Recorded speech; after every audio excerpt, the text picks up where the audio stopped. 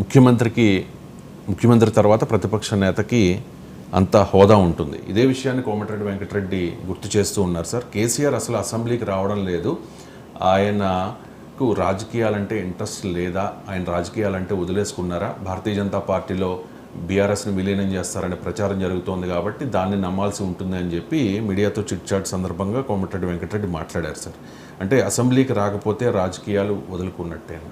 ఆయన అన్నది అది కూడా కాదు, రాజకీయాలు వదులుకోవడం అనేది ఇష్యూ కాదు. మీరు ఆయన అన్నది ఏంటంటే అసెంబ్లీకి రానప్పుడు ప్రతిపక్ష నేత హోదా ఎందుకు అన్నది క్వశ్చన్. కోమటిరెడ్డి వెంకటరెడ్డి రాజకీయాలు వదులుకో అసెంబ్లీలో సభ్యత్వం లేని వాళ్ళు, అసెంబ్లీలో ప్రాతినిధ్యం లేని వాళ్ళు కూడా రాజకీయాలు చేస్తుంటారు. అన్ని పార్టీలకు అసెంబ్లీలో ప్రాతినిధ్యం ఉండాలని ఏముంది? దేశంలో చాలా పార్టీలకు ప్రాతినిధ్యం కూడా ఉండదు. మొన్నటి దాకా 2019 నుంచి 24 వరకు భారతీయ జనతా పార్టీకి అసెంబ్లీలో ప్రాతినిధ్యం ఆంధ్రప్రదేశ్లో ఉండేనా? మరి ఆంధ్రప్రదేశ్లో రాజకీయం చేయలేదా? కమ్యూనిస్ట్ పార్టీలకు రాజకీయాల్లో అసెంబ్లీలో ప్రాతినిధ్యం ఉందా? రాజకీయాలు చేయడం లేదా? అందువల్ల నేను చదివింది అయితే ఆయన అన్నది లీడర్ ఆఫ్ ద అపోజిషన్. మీరు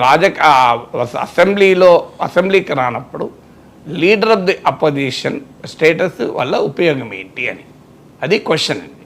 సో కానీ లీడర్ ఆఫ్ ద అపోజిషన్ అనే స్టేటస్ను అసెంబ్లీకి హాజరు బట్టి ఇవ్వరు. అసెంబ్లీకి ఎంత రెగ్యులర్గా వచ్చాడా, రెగ్యులర్గా రాలేదా అన్న హాజరు బట్టి leader of the opposition status ఇవ్వరు. Leader of the opposition status అసెంబ్లీలో ప్రధాన ప్రతిపక్షంగా ఉన్నప్పుడు, ఆ ప్రధాన ప్రతిపక్షం అతన్ని నాయకునిగా ఎన్నుకున్నప్పుడు leader of the opposition status వస్తుంది. అందువల్ల leader of the opposition status attendance of the అసెంబ్లీకితో లింక్ లేదు. అందువల్ల లీడర్ ఆఫ్ ద అపోజిషన్ ఉంటుందా ఉండదా, అసెంబ్లీకి రావడమా రాకపోతే ఈ రెండు వేరు అంశాలు. ఇక కేసీఆర్ అసెంబ్లీకి రావాలా రాకూడదా అంటే తప్పనిసరిగా రావాలి. ఎంత పెద్ద నాయకుడైనా అసెంబ్లీకి రావాలి. అధికారం అనేది ఎవరికీ శాశ్వతం కాదు. అందువల్ల రాజకీయాల్లో ఎదుర్కోవాల్సిన అవసరం ఉంటుంది. ప్రత్యర్థుల్ని కనుక ఒక బాధ్యత చేపట్టినప్పుడు ఆ బాధ్యత నిర్వహించాల్సిన అవసరం కూడా ఉంటుంది.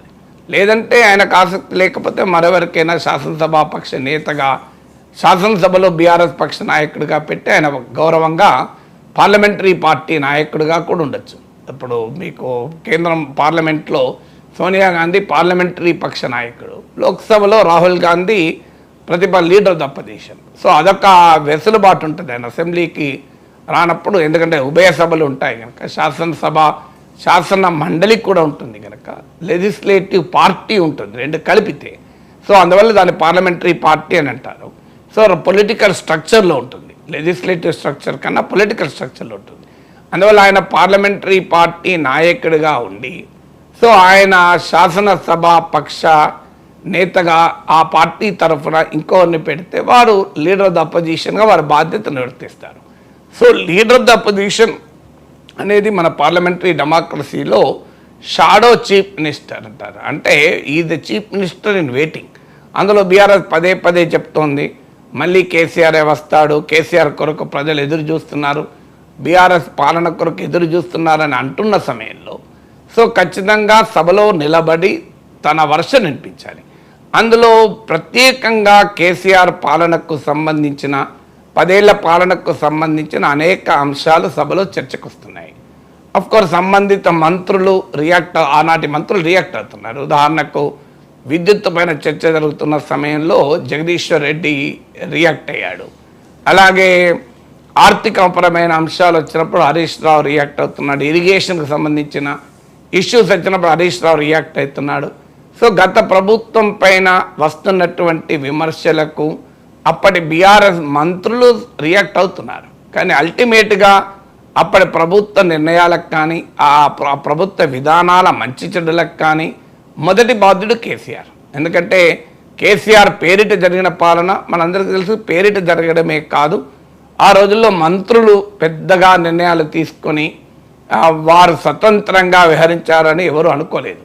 సో విధానపరమైన నిర్ణయాలు ఏవైనా కేసీఆర్ తీసుకున్నాడు. సో ఈవెన్ ఆ మంత్రులకు సంబంధం లేకుండా ఉన్నతాధికారులతో కేసీఆర్ సమీక్ష చేసిన సందర్భాలు కూడా ఉన్నాయి. అందువల్ల విద్యుత్ ఒప్పందాల పైన చర్చ జరుగుతున్నప్పుడు జగదీష్ రెడ్డి రెస్పాండ్ కావడం ఎంత కీలకమో కేసీఆర్ రెస్పాండ్ కావడం కూడా అంతే కీలకం. బీఆర్ఎస్ కూడా అది అడ్వాంటేజ్గా ఉంటుంది. ఎందుకంటే బయట సమాజానికి ముఖ్యమంత్రి రేవంత్ రెడ్డి, ఉప ముఖ్యమంత్రి బట్టి విక్రమార్క అటాక్ చేస్తున్నప్పుడు, ప్రభుత్వం అధికారికంగా శ్వేతపత్రాలు అసెంబ్లీకి సమర్పించినప్పుడు దాన్ని జగదీష్ రెడ్డి కంటెస్ట్ చేయడము కన్నా కేసీఆర్ దాన్ని కంటెస్ట్ చేసినప్పుడు మీడియాలో కవరేజ్ కానీ ప్రజల పర్సెప్షన్ పైన ప్రభావం చూపడానికి కానీ ఉపయోగంగా ఉంటుంది. ఏం కేసీఆర్ సబ్జెక్ట్ లేనివాడు కూడా కాదు. ఇప్పుడు అక్కడ ఇరిగేషన్ పైన హరీష్ రావు కన్నా, పవర్ పైన జగదీష్ రెడ్డి కన్నా, ఆర్థిక అంశాలపైన హరీష్ రావు కన్నా కేసీఆర్కి ఎక్కువ సబ్జెక్ట్ ఉన్నవాడే తప్ప ఆయనకు అవగాహన లేనివాడైతే కాదు. మాట్లాడగలిగేవాడు కాదా అంటే అంతకన్నా అద్భుతంగా మాట్లాడగలుగుతాడు. సో అవగాహన ఉండి మాట్లాడగలిగి బాధ్యత కలిగిన వ్యక్తి సభలో లేకపోవడం అది సభకు మంచిది కాదు, ప్రజలకు మంచిది కాదు, బీఆర్ఎస్ కూడా మంచిది కాదు. అందువల్ల జగదీష్ రెడ్డి అన్న మీ స్థాయి కేసీఆర్ ఎందుకు మేము చాలు అంటే, స్థాయిలు నిర్ణయించేది వ్యక్తిగతమైన మన అభిప్రాయాలు కాదు ఒక వ్యక్తుల పట్ల. స్థాయిని నిర్ణయించేది సమాజము, ప్రజలు రేవంత్ రెడ్డికి పోటీగా ప్రజలు జగదీష్ రెడ్డిని నిర్ణయించలే. రేవంత్ రెడ్డి ముఖ్యమంత్రికి కౌంటర్గా leader of the opposition. Jagadish రెడ్డిని బీఆర్ఎస్ శాసనసభాపక్ష నేత చేస్తే ఓకే, కానీ చేయలే కదా వాళ్ళ పార్టీ కేసీఆర్ని చేసింది కనుక మేము సరిపోతామంటే ముఖ్యమంత్రికి జగదీష్ రెడ్డి ఎట్లా సరిపోతాడు? ముఖ్యమంత్రికి ప్రధాన ప్రతిపక్ష నేత లీడర్ ఆఫ్ ద అపోజిషన్ సరిపోతాడు తప్ప. అంటే ముఖ్యమా రేవంత్ రెడ్డికి స్థాయిని కానీ అలాగే leader of the opposition KCR స్థాయిని కానీ తెలంగాణ ప్రజలు నిర్ణయించారు. జగదీష్ రెడ్డి మానసిక దృక్పథం నుంచి అది ఎవాల్వ్ కాదు. మీకు చాలా గౌరవం ఉంటే ఉండవచ్చు కేసీఆర్ పైన, రేవంత్ రెడ్డి పైన గౌరవం ఉండకపోవచ్చు. కానీ positions are not decided by our subjective opinions. Positions are decided by the objective situation. Objective situation ఏంటంటే ప్రజలు ఎన్నికల్లో ఓటు వేసి తీర్పులు చెప్పి రేవంత్ రెడ్డిని ముఖ్యమంత్రి స్థానంలో కూర్చునబెట్టి కేసీఆర్ను ప్రధాన ప్రతిపక్ష నేత స్థాయిలో కూర్చునబెట్టారు. జగదీష్ రెడ్డిని ప్రతిపక్ష పార్టీ ఎమ్మెల్యే స్థాయిలో కూర్చునబెట్టారు. అందువల్ల మీ స్థాయికి నేను సరిపోతా అంటే రేపు ఇంకోరు అంటారు నీ స్థాయికి ఇంకో మా ఓడిపోయిన ఎమ్మెల్యే కూడా సరిపోతాడు సూర్యాపేటలో అంటారు. అంటే మా పటేల్ రమేష్ రెడ్డి సరిపోతారని వీళ్ళు అంటారు. దానికి ఎక్కడి జగదీష్ రెడ్డి స్థాయికి రేవంత్ రెడ్డి ఎందుకు, బట్టి విక్రమార్క ఎందుకు, మా పటేల్ రమేష్ రెడ్డి సరిపోతారు అన్నాడు అనుకోండి, ఆన్సర్ ఉండదు కదా. సో అందువల్ల ఎవరికి సరిపోతారనేది డెమోక్రసీలో ప్రజలే నిర్ణయించేది. సో అందువల్ల ప్రజల తీర్పు చెప్పాక సరిపోకపోవడం పైన మన వ్యక్తిగత అభిప్రాయాలు ఉండవు.